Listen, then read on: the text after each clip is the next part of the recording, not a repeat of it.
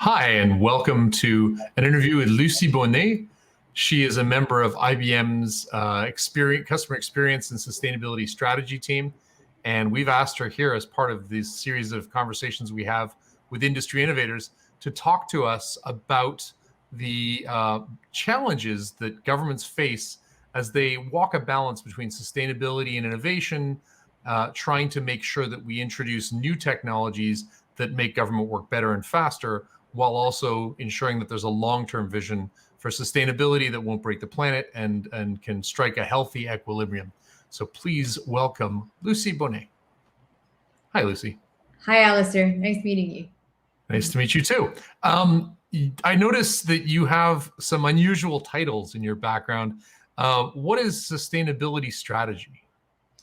Sustainability strategy. So what you want to be doing as a business, the core of it, right, is to keep your business thriving. And looking at sustainability is really to think about, okay, so how can I make sure that my business still exists in 100 years from now, basically. And in order to do so, the only way is to look at, well, how can I address today's needs without compromising the needs of future generations, right? Because you want to be here in future generations. So I'm working with companies from all industries and sectors in Canada and beyond to see how can we actually adapt their activities, their products, their services, and then eventually, hopefully, their business model to actually be able to address today's needs, but including environmental and social metrics that will allow the planet to keep thriving as we move forward. It's interesting when you say sustainability. My first reaction was to think about environmental footprint, carbon sequestration, those kinds of things. But of course, companies, organizations, governments collapse for all kinds of reasons. Social injustice, coups, uprisings, inefficiencies, cultural problems, as well as unsustainable practices that can't continue. How does an organization like a government think about all of the ways that they might become unsustainable rather than just the obvious ones like electrical consumption? So it's a very fair question, and it can become very overwhelming when you start actually looking into it. So we've built, and I'm saying us, but luckily, lots of organizations today have actually put out some tools that you can use to see which issues are actually the most material, so the most significant for you as a public organization, so that you're able to prioritize. Right? You can't treat everything at the same time, but depending on what your strategic goals are, and depending on the impact that you actually want to have and want to focus on, then you've got frameworks that you can actually leverage to make these trade-offs. But at the end, it definitely is a decision matrix, basically, that you have to leverage. So let's talk about electrical consumption for a second there. I read a study recently from the IEA that said that even with all the work we're doing to roll out solar and come up with efficient LEDs and so on, we are adding electrical consumption to the grid faster than we can create sustainable production. Like, it seems to me like the most basic thing should be, are we putting more supply in than we are adding consumption, and we're not doing that. With society so reliant on digital technology, from everything from communication to logistics to our lifestyles, how are we going to get to a place where we can fix that? Tough question. So yeah, well, indeed, if you look at 2021 to 2022, that's the case. Now, if you actually look a bit further ahead, IEA actually says that renewables will become the largest source of electricity generation to really surpass coal in 2025. So that's really going to be the case very heavily in Europe, in the US. Asia still has a long way to go, but that being said, China and India are really catching up really fast. And by then you should have around 65% of coverage through renewables. But there's no silver bullet. We're in a transition period. So that means that you've got, these very positive market movements happening, but you also have resistance from past market structures. And so, in order for the system to change, you actually have to have all actors move in conjunction in the same way, and I'm happy to expand a bit more on these actors if you'd like. But basically, you need to look at the grid, right? The electricity grid, make it more flexible, more adaptable, because you've got some times when demand is peaking, right? And so you have to make sure that the grid doesn't collapse. And at the same time, you've got other times where there's unused power, right? And so how can we leverage this, especially when solar and wind are relatively unstable in terms of their supply? But that's one actor. Another actor is the investors and investments in clean tech. They absolutely have to step up, right? Through innovations, systems operators are going to be able to change their practices, and at the same time, we're going to be able to be smarter in the way that we manage the grid. So you've got lots of solutions out there that exist already in IoT, in AI, to really optimize your energy usage. And then the investment community is playing a huge role in actually increasing the pressure on the system to change. And so you've got these huge actors like BlackRock, right? That's demanding companies to disclose their plans for how their business models is gonna work in a net zero economy. That's completely shifting the way that companies and organizations are looking at energy efficiency. Chris Sacca, who's set up a bunch of those big funds, and I mean he's sort of parodied in Silicon Valley. The guy with the 3 commas is modeled after Chris Sacca. He just raised lower carbon capital. He just closed an $800 million fund in a matter of days.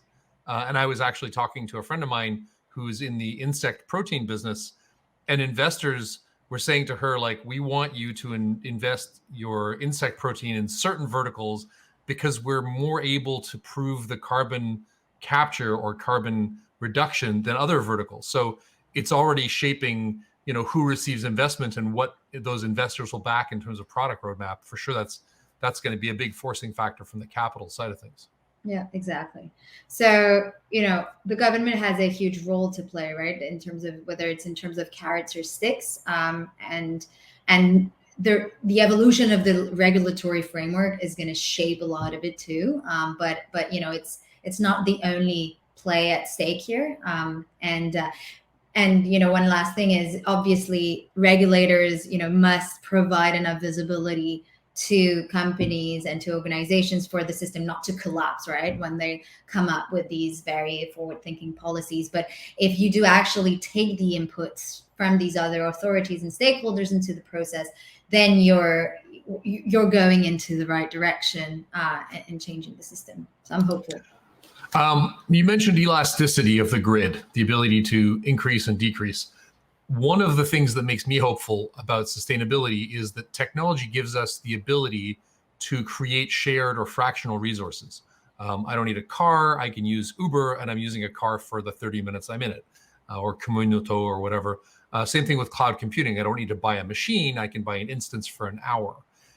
Do you see that kind of fractional use or tech-enabled elasticity happening elsewhere in our lives in ways that are going to make the world more sustainable? Well, you have it it's a movement that is actually happening across all industries. You can see it in some form, whether it is even in retail, right? In clothing, you see it a lot too, where the sharing economy is a huge trend to actually move consumers far further away from overconsumption and actually get into this more circular way of managing the economy. It all comes down in the end to how streamlined your customer experience is. If you make it so that it addresses the real needs of your users and that you're making it as lean as possible, then there's high chances that it's just going to keep spreading. So it seems like government is the original shared infrastructure by definition, right? That's kind of what government is. It's when we decide that if we pooled our resources, things would go better. Um, but we've had a hard time redrawing the lines of what government should do and what the people should do for themselves. Most people are okay with government building a highway. Very few people are okay with government becoming a broadband service provider, for example. Do you think we're going to see a redrawing of what is considered collective and elastic and therefore delivered by government services, and what is considered individual and proprietary and therefore best delivered through traditional capital ownership? Yeah, well, definitely. And I think, it's also a matter of reframing it towards the impact that you're trying to have, right?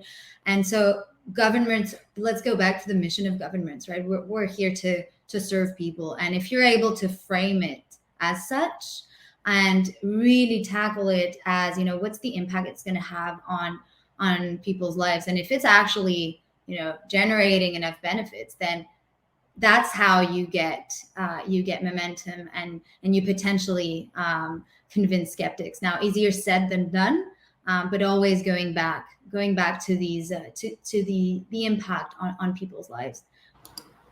So Kevin Kelly, who was the editor at large at Wired magazine, has written a number of amazing books.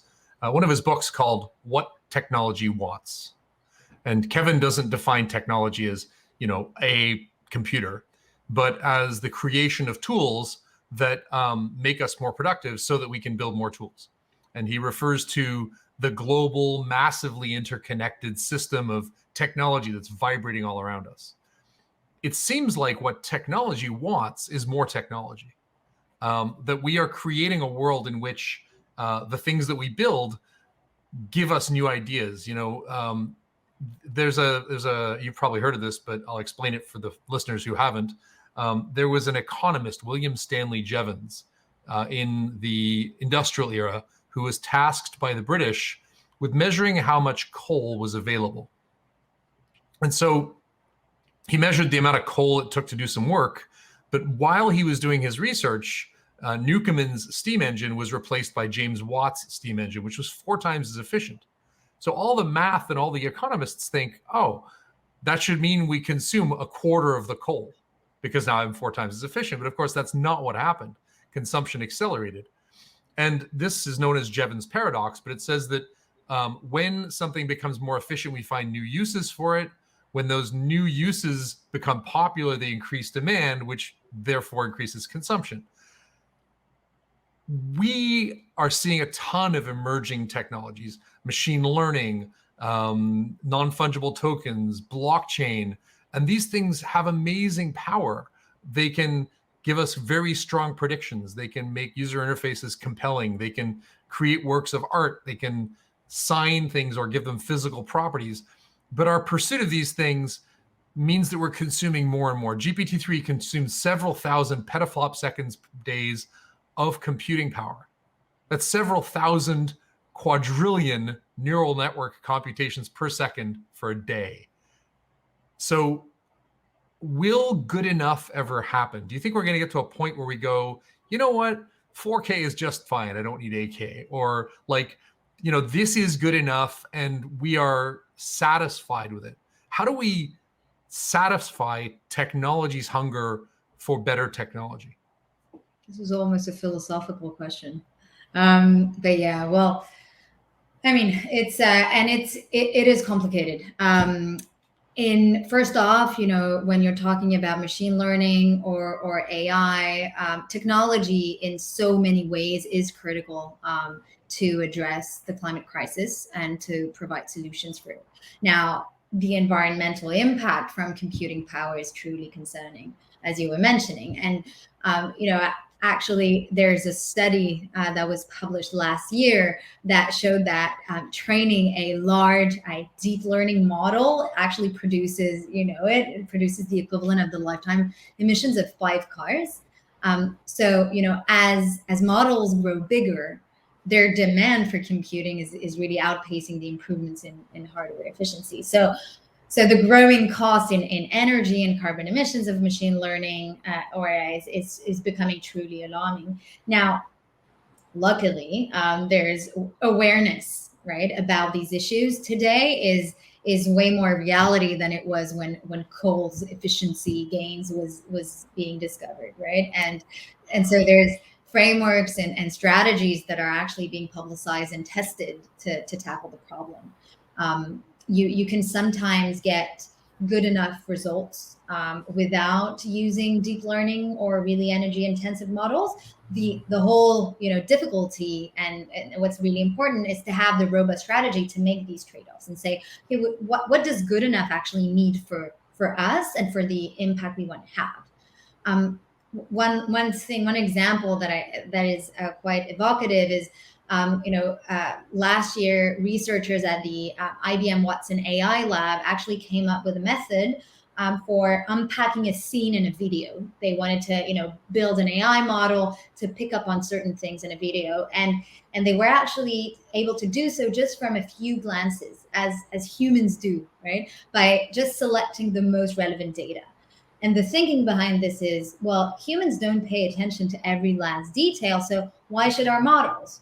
Right? And so they're able to show that we can actually use machine learning to adaptively select data at the right level of detail and actually make these models more efficient. So, it all comes down to your ability to build these technologies, build these systems. You were talking about NFTs.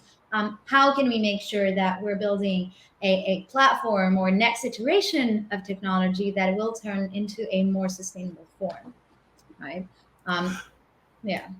I love that idea. I remember reading about the Great Horse Manure Crisis of 1896, that like the governments of the world were getting together in a panic because the streets of New York were going to be 9 feet high in horse manure. And there was literally a conference of all the world's mayors, and they left going, we don't know what to do with this. And of course, 20 years later, we had the car and it was over. And it does seem to me like the solution is going to be, as you said, partly austerity and being careful and knowing when you shouldn't throw energy or cost or infrastructure as a problem, but also, technologies like, I don't know, thorium reactors or carbon sequestration in concrete, that we're going to get there through this marriage of innovation and curation or sort of custodianship. How do you think government executives and leaders should take a big philosophical idea like that and turn it into like their day-to-day? Like, how do they run meetings differently with that mindset? So there's a matter of awareness, first off, right? So getting educated on the matter, acting and changing your activities in a sustainable manner requires that you actually, change behaviors. And behavioral change is always a very, very complicated topic. We're creatures of habits. So really getting educated and starting to do things differently. Just a random example. A meeting with the video on will increase the power energy that it requires by over 90%. So we've been very we've been very vocal about this in the sustainability team at IBM really encouraging people to start your meetings with the camera on. You need, especially in this remote COVID world, we're still not in the office. It's been 1.5 years, but we start the meetings, have this physical connection. And then when you actually get to the serious conversations, the work being done, you cut off your video whenever possible, and actually starting to question the impact of what you do. And there's so much today that you can learn from responsible computing practices, regardless of what the scope of your job is. There are ways you can make it more sustainable. Just got to find the right documentation and education to apply. It does seem like the sustainability puts real pressure on leaders, that it forces them to be much more mindful of what they're doing, to plan differently, but that in order to fix many of these problems we've talked about, we require some pretty significantly bold leadership. what do you think the pressures that sustainability puts on leaders are, and how, other than what you just said about, learning, getting informed, how do leaders could kind of change the culture of governments so that this becomes the norm, this way of thinking becomes the norm? Yeah, well, I mean, yes, pressure. At the same time, pressure also means opportunity, right? And who better than the government to actually be stewards in this, and investing in actually building a more viable and more equitable and bearable world, which pretty much underlies any initiative that you do towards sustainability, is also at least in my books what governments are here for, right? And so it's 100% aligned with the mission of public service. So going back to the actual purpose, why did you start working as a public official? What was it that actually drove your sense of meaning? And then finding the courage to ask the tough questions without necessarily having the answers, but provoking these conversations on how can we change and do better. And oftentimes you'll find like-minded individuals with this forward-thinking visionary mindset that really actually rallies up and is so is so exciting, really. It's just a new way of doing things that will probably make things better. So I'm assuming most people are looking for that. I think a lot of the things we touched on, thinking about the elasticity of shared resources and how to enable that, balancing the sort of austerity, turn off your video, with the ability of technology to come up with the new things that overcome those problems. We're only a thorium reactor or carbon eating buildings away from fixing some of these problems at scale. This sounds like a fascinating area of study in general, and it's great to see people applying design thinking to technology and innovation like this. If somebody's really kind of taken with the stuff and wants to learn more about sustainability, not just ecological sustainability or energy sustainability, but sustainable cultures and all that kind of stuff, what's the best way for them to start learning about it? So I would direct you. The Ellen MacArthur Foundation has an absolutely stunning website with lots of great resources, concrete use cases, and everything around circularity, notably, and business applications. Then I'll necessarily have to direct you to IBM's sustainability page, because the scope of industries that we're covering, especially in the public sector, really gives you concrete examples of how governments and companies around the world are applying sustainability. And through that, you'll find terms, you'll find principles and concepts that you might want to learn more about, and that's going to help you direct your research, because it can become very overwhelming. So find what interests you in sustainability, what area of it you like, and then dig deeper and never hesitate reaching out. Awesome. Well, thank you so much, Lucy. This was a great conversation, and I'm glad we managed to make it a little philosophical as well. Thank you, Alistair.